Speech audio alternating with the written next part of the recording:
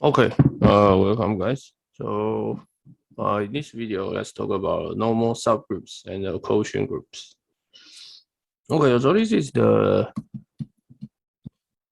normal subgroup should be viewed as the most important idea in the group theory. Okay, so hope you guys subscribe to my channel. So let's give a definition. Okay, so subgroup, I write it as this way. So N is a normal subgroup of G if for all group element in G, small g in G, you will have G and G inverse is a subset of N.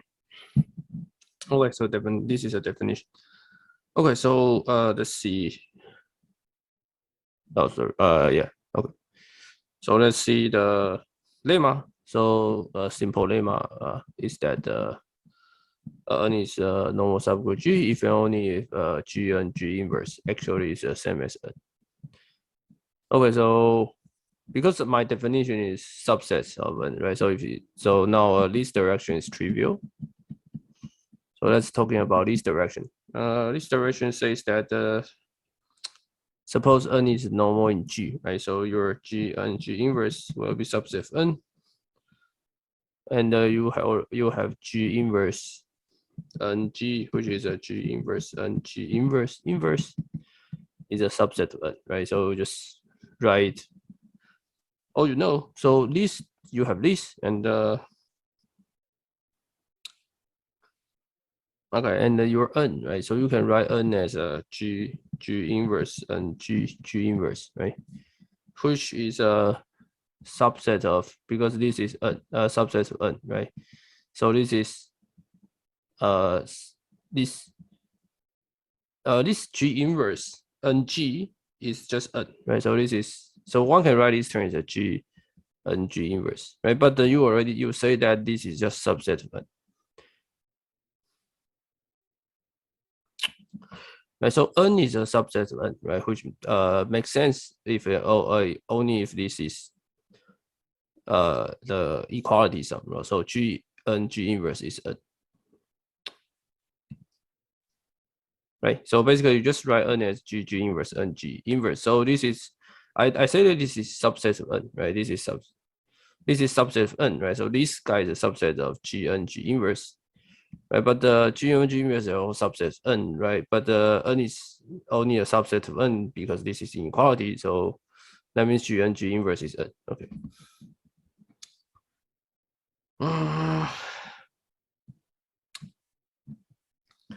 Okay, so another lemma, which is also important, is that N is a subgroup of G, even only if the left coset is the same as, so every left coset is a right coset of N. So left coset in G is the same as right coset in G. So that means what the left coset means that right. So xn, which is a left coset, x belongs to G. Xn for all x belongs to G, and this is the right coset. So it's nx, which is nx, which x belongs to G. Okay, so this is the left coset, right coset. I think, yeah. So now I want to show, so yeah. So what it says is that every element here must have an ear, right? So that means they are the same set. Okay, so proof.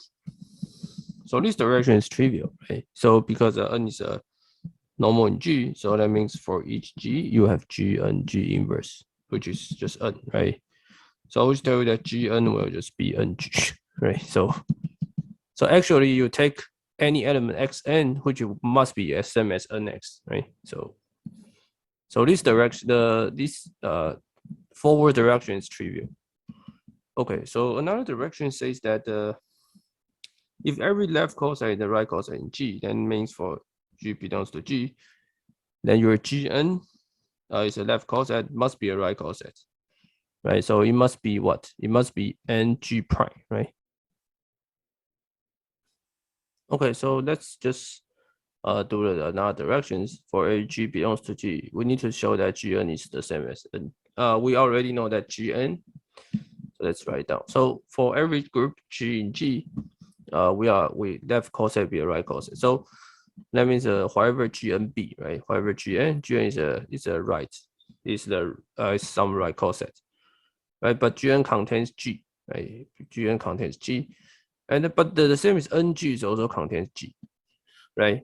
But the left code, but for Gn and Ng they cannot be, each element in the right coset must be different, right? Because this is just from the right, just some right coset.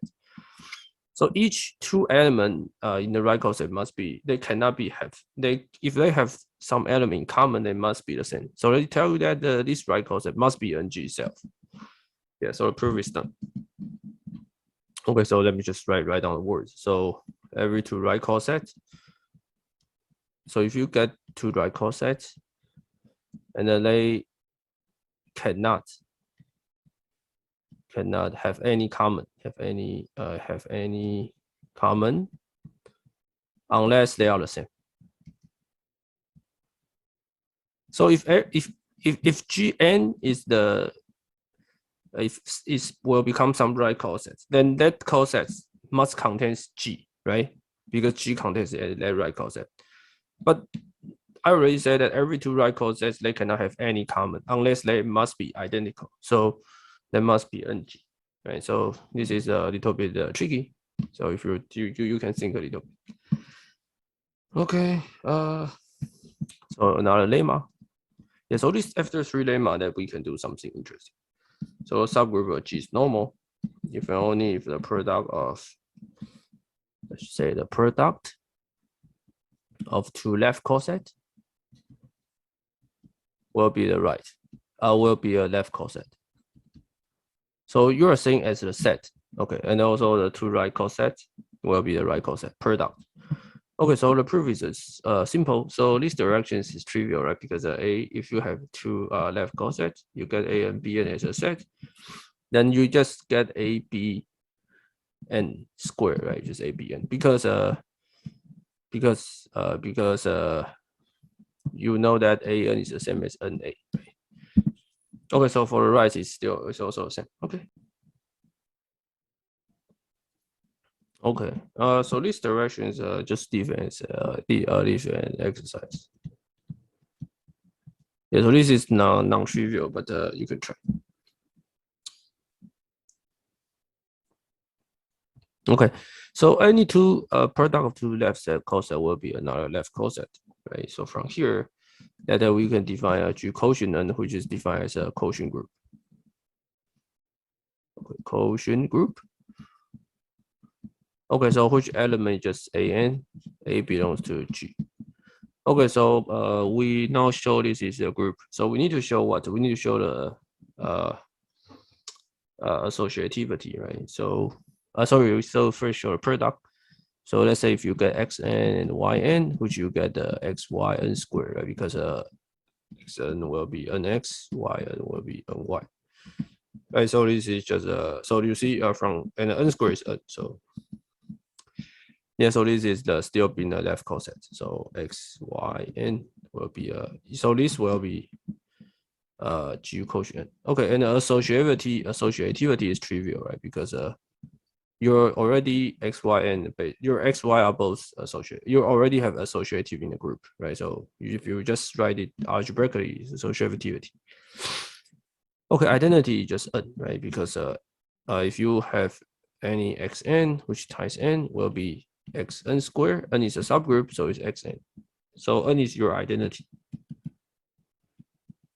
And the xn inverse will just be x inverse n, right? Because xn times x inverse n will be x inverse n squared, which is identity n squared, which is n. Okay, so this is a quotient group. Okay.